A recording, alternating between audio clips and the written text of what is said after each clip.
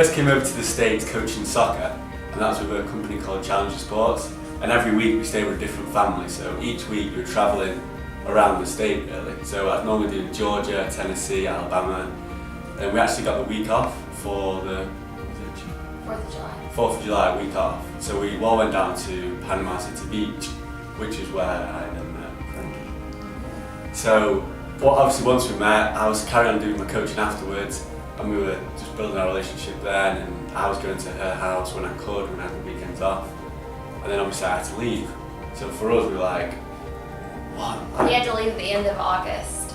Yeah. So we just built this July, relationship August. up, and then it was the point where it could have either just ended, or we could fight for it and carry on being together.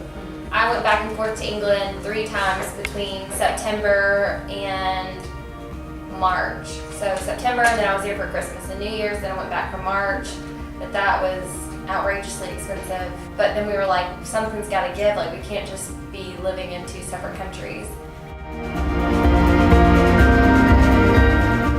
Well, we didn't know if we needed a lawyer at first, but obviously the whole idea of having a lawyer, like it's daunting, it's scary, like who are you going to choose, this person's going to When we looked up the whole process and knew what none of it meant. It was so confusing, so many like papers that you had to fill out, and I was like, I don't even know what this word means.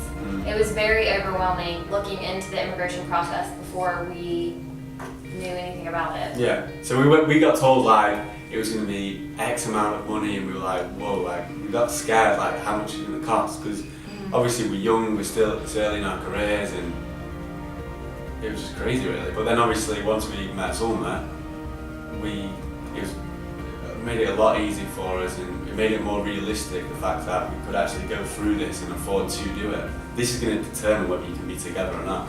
We wanted to get it done right the first time and not have to go back and forth. I called and spoke to Zulma over the phone, and she kind of went over the process or whatever. We set up a consultation, which was super easy. And I was kind of reserved as to what I felt like I could say at the time, because I didn't know how the whole process worked.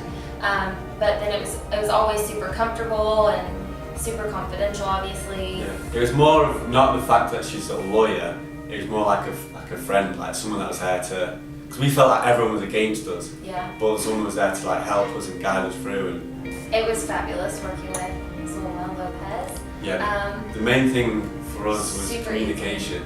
So like, obviously the money was whatever, but every time we needed a question, it would be answered straight away, like phone calls or emails or whatever was easiest. Literally every step of the way where Zulma could be, she was there for us. So any questions we'd have, we'd go straight to Zulma, any queries, any worries, and she would iron them out completely. And she just basically held our hand throughout the process, and Definitely. we couldn't be any more grateful really. Yes, we would totally recommend Zulma Lopez in the future. If we ever, well, she only does immigration law, but if we ever need anything else, I'd probably try to talk her into doing something else too.